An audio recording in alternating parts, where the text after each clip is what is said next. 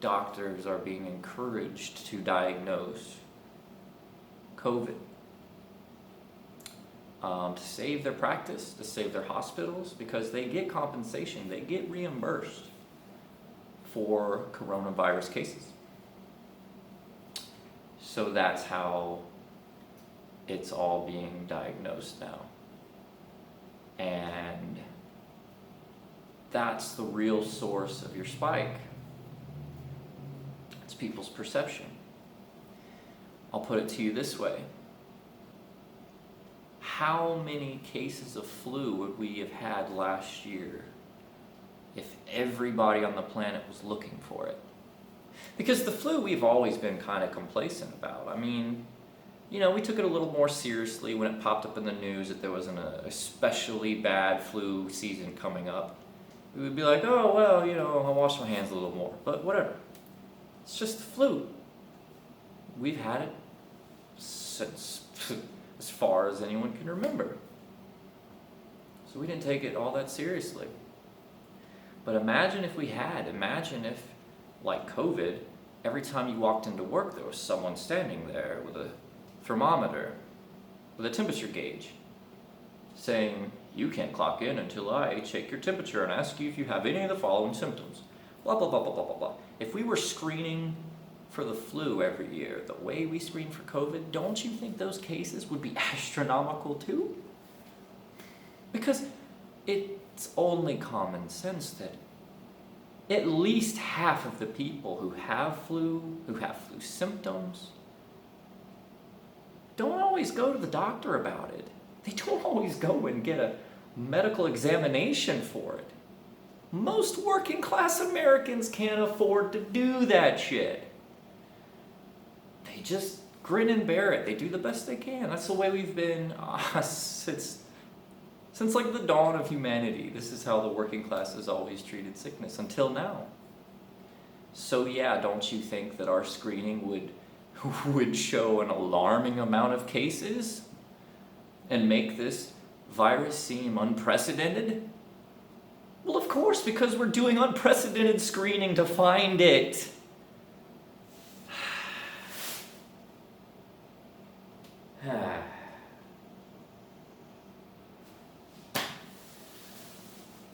Parker, you're a bad person. You don't care about the elderly. You need to just hashtag stay home, save lives.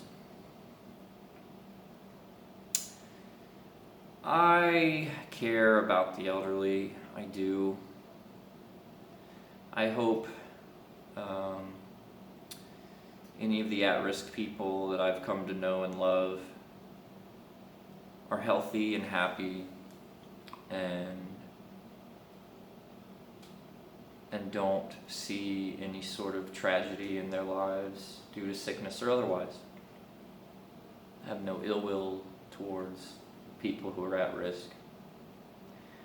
All I'm saying is that for me personally, I would prefer us as a people to be courageous and leave a courageous example for our children. When my children grow up and they look over my life and the decisions that I made, I want them to see a person who was courageous and always pursued his dreams, who loved the arts fiercely and defended them when they came under attack, who didn't live in fear. And right now, fear is having its day.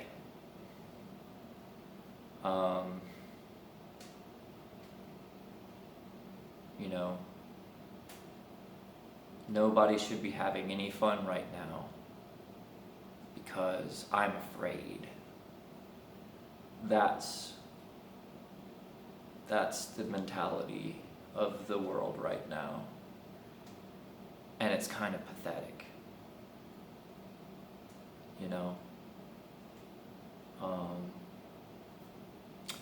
There's nothing pathetic about losing a loved one. But it's like you people, you've forgotten that happens anyway.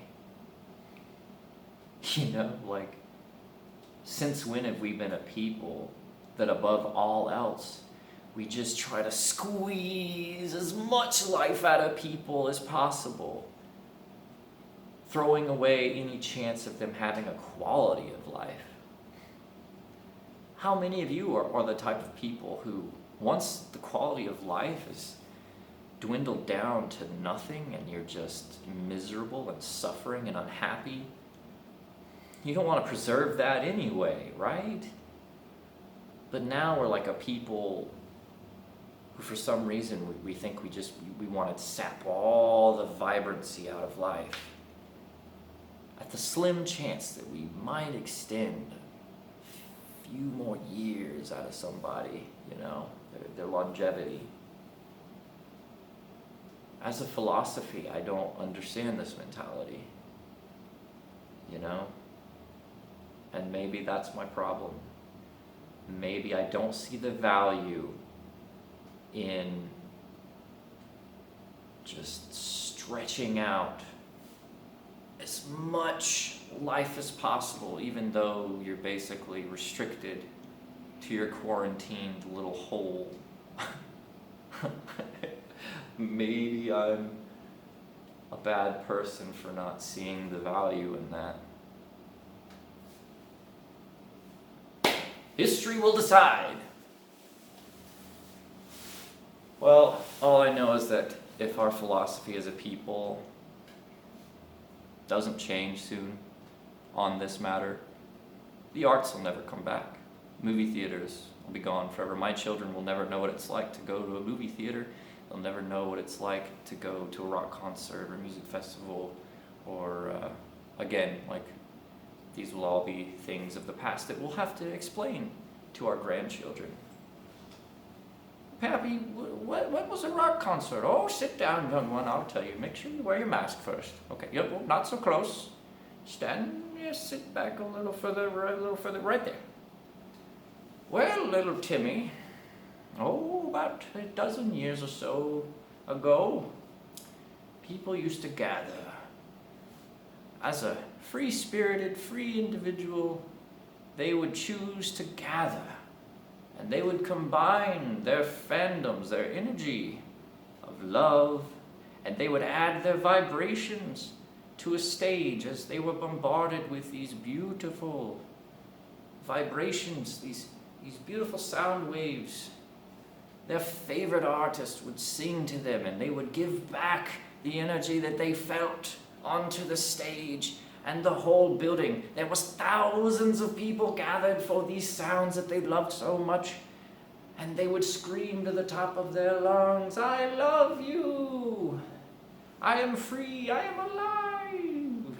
And the whole building reverberated with the sound and the power of free human spirit. That's what a rock concert used to be.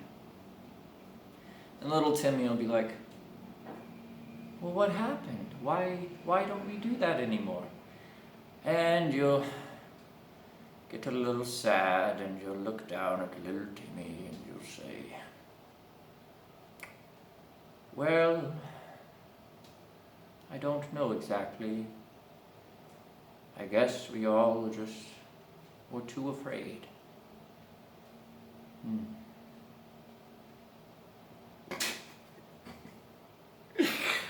All right.